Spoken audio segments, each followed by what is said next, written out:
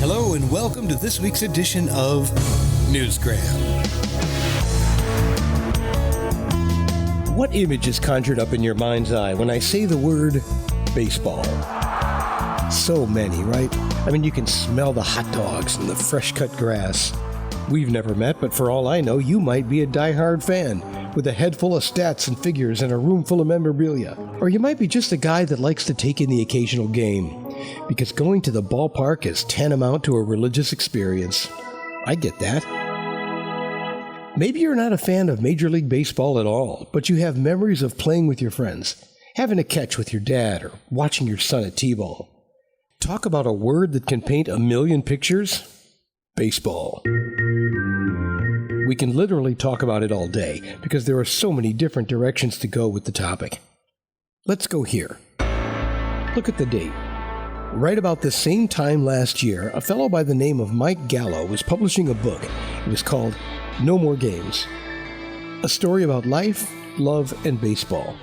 And I'm sorry that it's taken a year to come to my attention.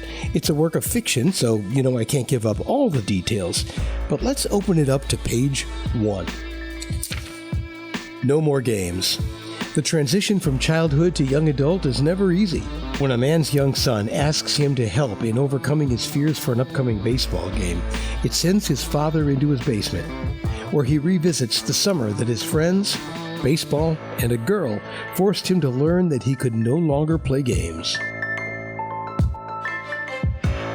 Yeah, growing up is never easy. And when we finally do it, depending on how we do it, nostalgia can be bittersweet. In case you're wondering, I'm not reading right now, that's just my 2 cents. But now you have a quick synopsis of what the book is about, and if you're like me, you have to decide if you want to go a little deeper or put this one back on the shelf. I chose to go a little deeper, so let's do that. Don't worry, what I'm going to read is available to you for free online, so in Chapter 1, we get to meet David and his son Jake, the main characters, and it's so well written that the pages turn themselves, but I want to skip over to Chapter 2, because I just love the imagery. It was the summer of 1991. Marky Mark was a flamboyant singer leading the Funky Bunch, not the bankable Hollywood actor. Michael Jordan just won his first NBA championship over Magic Johnson, who was still just a basketball player. AIDS was still scary, as it had just taken Freddie Mercury. The year started off on a high note, with the end of the Gulf War. American pride was swelling, as we had quickly put a totalitarian leader back in his place with the might of our army. However, those good vibrations didn't last too long, as the entire nation had its eyes open to police brutality with the Rodney King tape. No woman felt safe being alone after Silence of the Lambs came out earlier that year, and soon afterward, police arrested a man in Wisconsin named Jeffrey Dahmer. That made all Americans question the sanctity of our country's moral fiber. Yet for 15-year-old David and his friends, most of that seemed worlds away. They were in no way sheltered from the world and its problems. In fact, their lives were riddled with them. But when you're in high school, the highs and lows of the country are typically projected onto you by some adult or teacher who thinks that the kids want to discuss these things and need help in processing them. In reality, most high school kids can't really see beyond their own issues for more than 5 minutes. They didn't need an adult talking to them about the impact of the recession when they can see it at home. High school kids were familiar with Freddie Mercury's music, but his death didn't affect them like it did the adults who were teaching them. The primary concern for David and his friends that summer was dealing with that awkward transition from kid to young adult. It's about a lot more than baseball. It's about life lessons, growing up, and the struggles we all face. On a side note, when I Googled Mike Gallo, I found the pitching, fielding, and hitting stats for a guy that used to play for the Houston Astros. This is not him, but the irony was not lost on me. This Mike Gallo is a teacher, currently living in the great state of Indiana, with a real penchant for storytelling. Here's some more irony. The story takes place in a fictionalized version of his hometown, Caseyville, Illinois.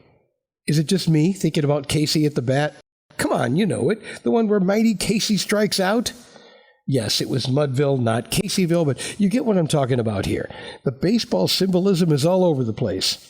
Read this book and the memories will be so thick they'll have to brush them away from their faces. There, I did it again. This time I stole a quote from Field of Dreams.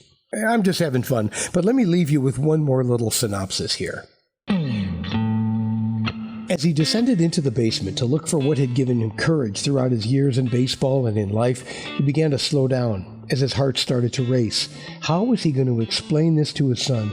Everyone has a past, and in the eyes of his son, he was perfect, a hero. He wanted to keep it that way as long as possible, even though he knew that every parent loses that status as their kids grow older. When he hit the last step and opened the door to their storage area, he was overcome with a rush of emotions. He paused, looked around at their finished basement. It was a cozy room that his kids had spent hours playing in. It was the kind of room where he would shift from playing dolls with Lauren to Legos with Jake. They built things and broke things in that basement together. His wife had lined the walls with more pictures and memories of their perfect life together. Stepping through that door, David was stepping back into his past. A past he had worked so hard to get beyond. A past that he had refused to let define him. But in so many ways, Jake's fears were a part of his past. The one thing his son needed and wanted was the one thing that took him back to that past. It was the one thing that would change his father from immortal to a human, just like everyone else. David navigated his way to the back of the storage area, where he had a handful of items from his playing days that he didn't have the room or desire to display in his office. Finally, he saw it from a few feet away, and he immediately felt guilty for having it tucked into a storage area where he rarely ventured into anymore. He glanced back into his lovely basement and thought about his perfect house and family. His powerful body sagged as if all the confidence from this proud father and former athlete had been drained from him. Even though this item had been the life force behind so many great moments, it brought up a well of emotions and memories that he hadn't thought about since he had retired from baseball well over a decade ago. The item had been sitting in that same spot since they moved into this house a few years ago. His dream house, his dream family. David knew exactly where it was, and he remembered the guilt he felt when he left it in that spot in the basement. He knew he didn't need it anymore, and he remembered the mixed emotions he felt at that moment when he put it in the storage area and closed the door. It was like he'd closed the door and turned off the lights on his gilding force. He had climbed the mountain and no longer needed this insensible source of strength. He didn't know what he was going to say to Jake when he gave him this miniature stuffed lion, but at that moment he remembered what it was like to be scared and full of doubt. He could see the tattered stuffed lion staring at him, and he looked into its eyes like he had 1,000 times before. The lion always gave him comfort and strength, but at this particular moment, he felt weak. David wasn't sure if it was a weakness from the memories of his childhood or the strain of having to reveal that he was not always the man his son envisioned. As he sat down on a bench and stared into the faded eyes of this stuffed lion that fit so comfortably into his hands, he forgot his time and place. David sat silently and squeezed that lion as a rush of memories suddenly overtook him. I think Mike Gallo was destined to write this book, and you are destined to read it. Don't argue with me about this. You're going to love it, and you'll also be showing support for one of our nation's educators. It's a win-win proposition. Just go to nomoregamesbook.com or check out the links in the show notes. And that will put the wraps on another inning of Newsgram from webtalkradio.com.